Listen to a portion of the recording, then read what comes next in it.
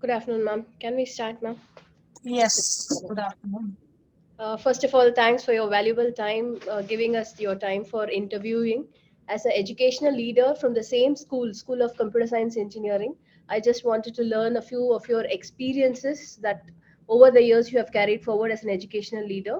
And this experience, I believe, like it will help us to grow in the same field and as well as an educational leader. So I have a few questions for you, ma'am. The first question is, can you discuss any recent studies or findings in the field of educational leadership that has caught your attention? Like we always compare and benchmark ourselves in different fields, especially in the education field.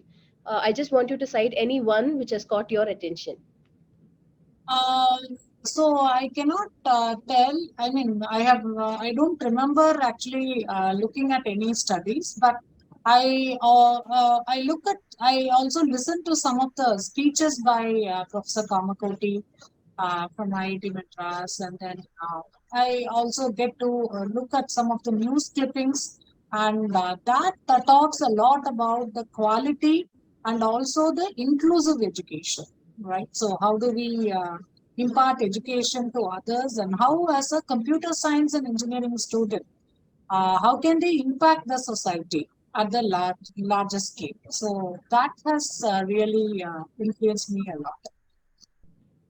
Okay. So in that case, if you say that you are staying informed by means of various articles that you study or read in the newspapers and all, Yeah. what is the current trend and advancement you feel which you have observed in the recent past in educational leadership? In educational leadership, you are Yeah, asking, yes, ma'am. or in technology, No, no, no. In education field. educational field. So, in the educational field, what I observe is more and more of there is more and more of digital learning, right? So that has picked up a lot, and more of students, faculty, and everybody look at the MOOC courses and the online reading materials, learning materials. So that's the reason. If you look the recent times, lot of people are enrolling for these sort of online programs, right? So the program that was conducted by IIT Madras, BSc Data Science program, has got lots of takers, right? So that sort of trend is actually upcoming, and I mean, moving into the future, we can see that um, the the the degree as a whole, right? So degree as a whole wouldn't play much significance, and the it will be more focused on the skill based thing. I mean, a massive shift from the knowledge based to the skill based economies we can observe in the next couple of years. Well said. Yes, ma'am.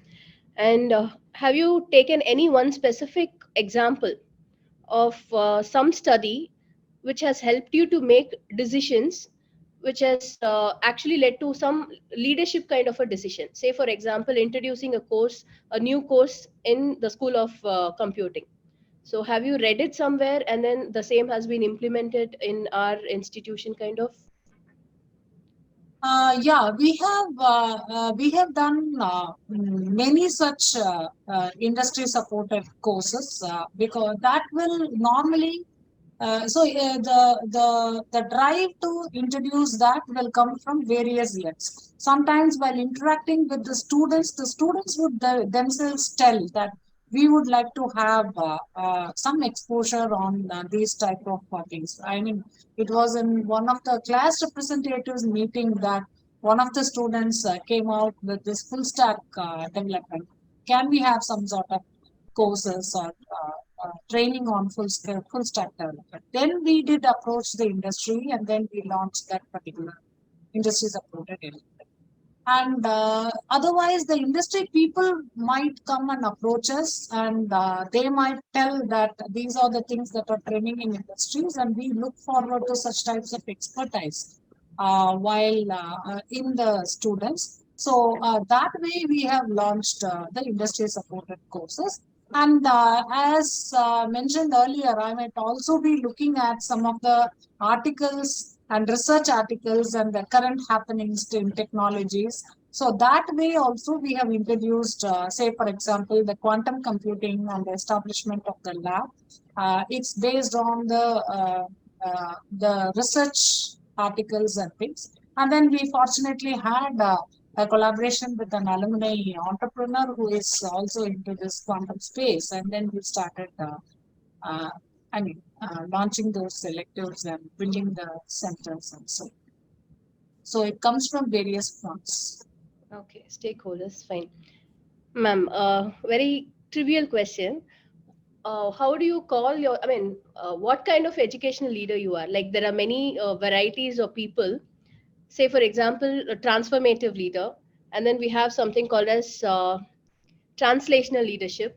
So when I say translational leadership, it means like if someone is doing good, they'll be awarded or rewarded, and if someone does something bad, they'll be punished.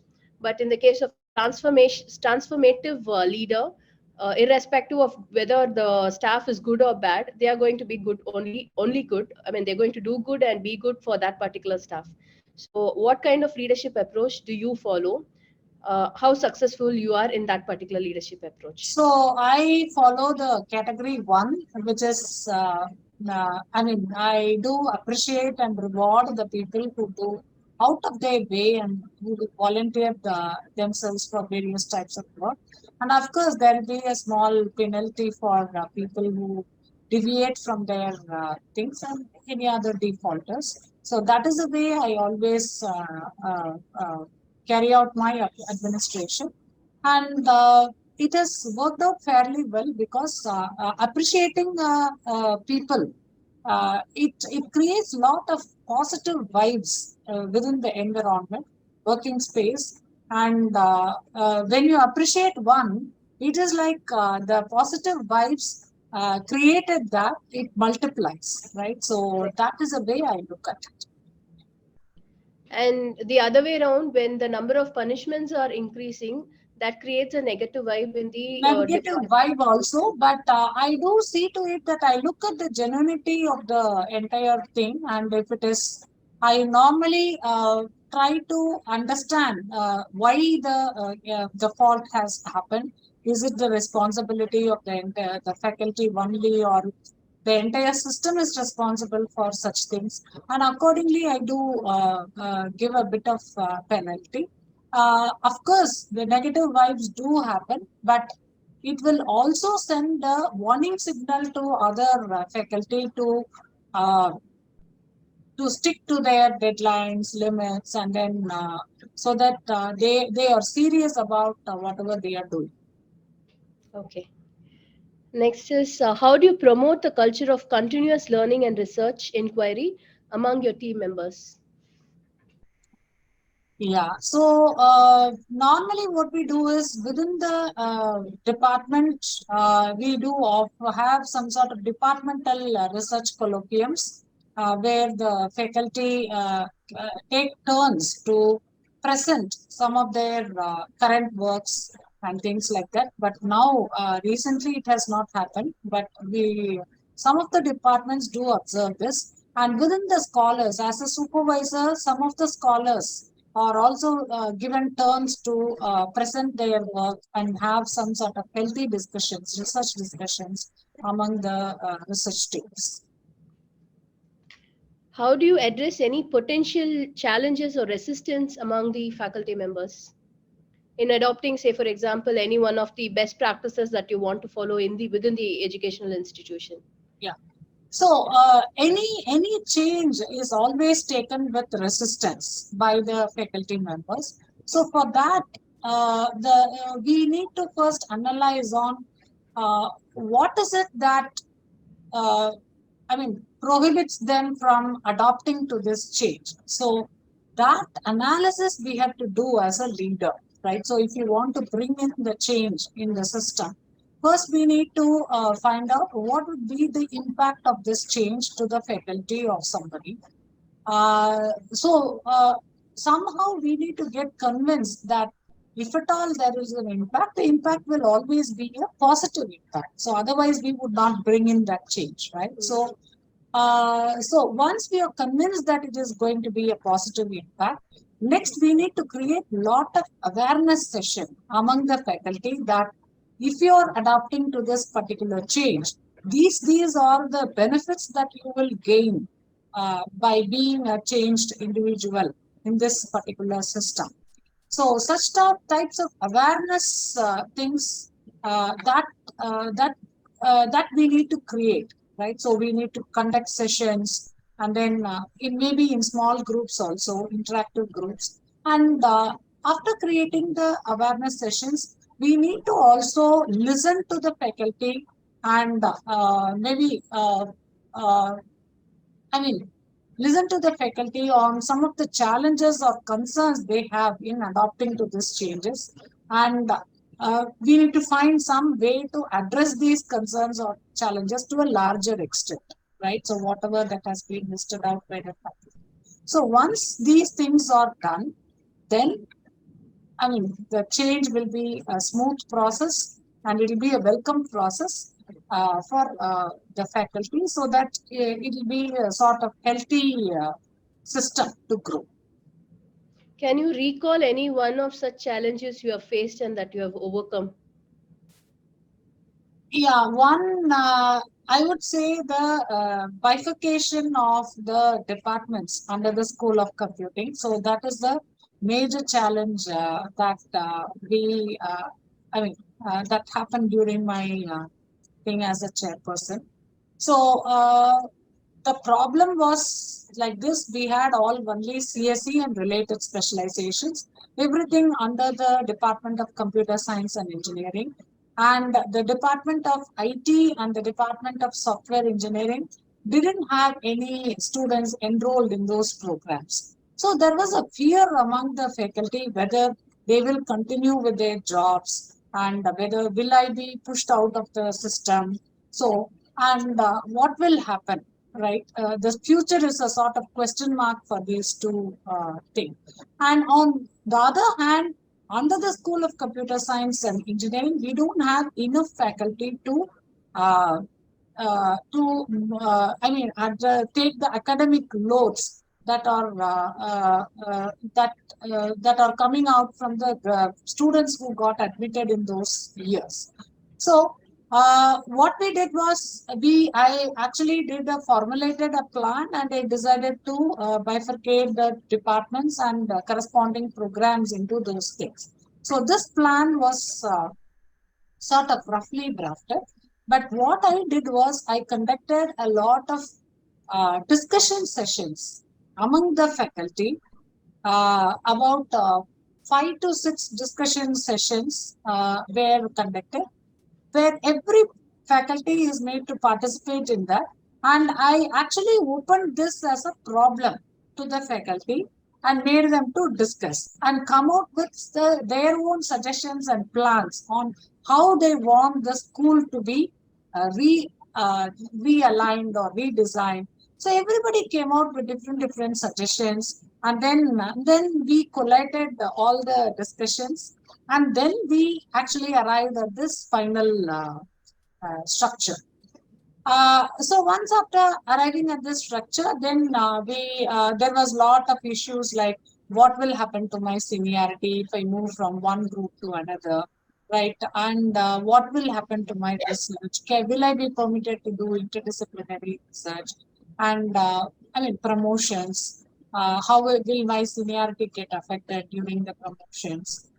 There are so many things. So I listed down all the points, and then we did assured them that we will take all these into considerations whenever we go for any promotion cycle or things like that. And I also told them that this type of restructuring is very important moving forward in our school, uh, and because there is lots of technologies and related new programs we will be launching, so it's very much needed. And then we launched the and it was quite smooth. And that I would say is a successful model. So how did it promote the positive side of the student outcomes? I'm not able to get this. No, ma'am. You have now, we have many departments under one school of computing. Yeah. So this initiative has been done by you. What is the outcome on the student side? Like, what is the positive outcome as far as the students are concerned? Students are concerned. Yeah. So as students are concerned, so now the departments are separate. So every department had the opportunity to build their own infrastructure. Right? Correct. Say, for example, if it is networking and communication, they had their own networking lab. Now the malware analysis lab has concerned and has come up. And similarly, AI and ML, they built their own Robo lab, NVIDIA lab. They bought in the DGX 800 servers. And so they started developing their own focused research groups. And the students were also part of these labs and they started working on some specialized projects. So that gave a great edge to the students while they are sitting for placement so that they were able to gain some sort of skills, professional skills in their area of specialization. So that worked out very good. Very good. Okay. Ma'am, you would have visited other universities as well, or collaborated with any other foreign university or reputed universities in India. Now, according to you, with the whom you have collaborated, what is the positive outcome that you can take? Say, for example, what is that you have learned from those universities or from educational leaders of different universities, and Yeah. that you have incorporated in our SRM? Okay. So when I was doing my research sometime in 2010 and 2011, I had the opportunity to visit the University of Southern California, Los Angeles, where I spent about 4 months there under the academic leadership of Professor Bhaskar Krishnamachari and also Raghu Raghavendra. Both are professors there. So what I observed was there was a lot of the research that they do is very deep and so very focused area of research. So I saw that there were different research domains and every supervisor has got their own postdocs and docs, graduate students and then even undergraduate students also. Everybody forms a team and every week there is a sort of research discussions happen among the people and they always choose a paper. So the supervisor actually sends a message to the all the team members in the group that this is the paper that we will be discussing for today's discussion. And not today, maybe a day before that day. So now the team members will at least have a go through of these things and they will have some valid points, research points for discussions. So that I found it very interesting, and I did incorporate few of that into our system also. And whenever at least within my research domain, I ensure that such things happen. And that's the way the research colloquium also works. And the main advantage of that thing is it is not that postgraduate should be separate, PG should be separate, and then undergraduate students should be separate. Everybody should be in the common team so that there will be a very healthy discussion that can happen, and that will pave way for the research. So that is one thing which I found it very interesting and also adapted in my system. That's really interesting. And that common interest group, when they sit together, as you said, Yeah. UG, PG or PhD, they're going to bring out some useful things. Yeah. Correct? Okay. And now the one last question. You will be having your own mission. The department will have a mission, and the university is going to have a common mission. How do you align all this, all the three in one line? Ultimately, whatever we do at the department level should impact the institute level. So, whenever we align, whenever we create the mission statements or the objectives or whatever we do, we should ensure that right from the beginning stage, we should ensure that it is aligned with the institute's mission. And as and whenever the priority or something comes, so priority themes come up, again we should realign our department's vision to the priority ones. So that is the only way we can create.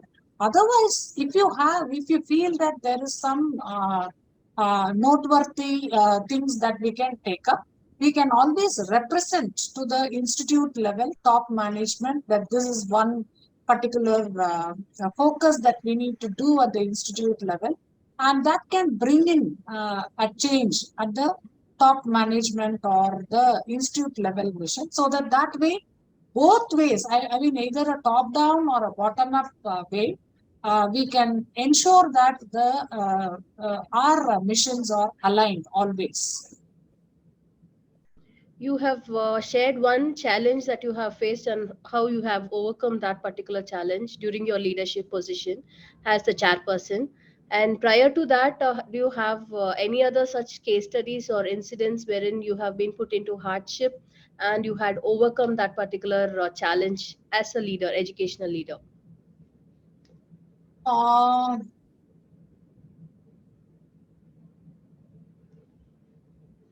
I actually don't have any such concrete things to tell as a second case. Okay. Yeah, maybe that doesn't strike my mind now. Correct, Probably correct. at a later state it might come. Any other success stories you have to share, ma'am? Uh, I mean, as a success story, what I can share is, uh, see, as far as School of Computing is concerned, the technology is growing, right? So it is a demanding field, right? And as a faculty, they will have to constantly upskill themselves. Unless and until they upskill, they do not stay relevant in that particular field, right? Even though the core computer science and engineering domain is sort of static. Over this, lots of technologies are being built, and it is very much essential for the faculty to remain. Otherwise, they cannot inspire the students, right? So, for that, what we need to do is we also conducted lot of upskilling things, right? So, faculty upskilling is a very systematic thing, and that has to be motivated constantly, right? So it is not that just doing an NPTEL course or MOOC course the faculty gets upskilled. It is a real certification, global level certifications that people have to do and enter into, and they even have to spend a reasonable amount of time, energy, and resources apart from their academic load to get this certification. So that is the push that we are giving at the recent times, so that we build that capacity within the institute. That is one. That's very much required. Yes. Okay, okay, ma'am. So fine, ma'am. I'm done with my questions. Thank you very Great. much for your valuable time. Thank you. Thank you very I'll much. just Thank print it you. out and I'll share the essay with you before I put it forward to Cambridge. Right. Thank you, Thank ma'am. you very much. Thank you.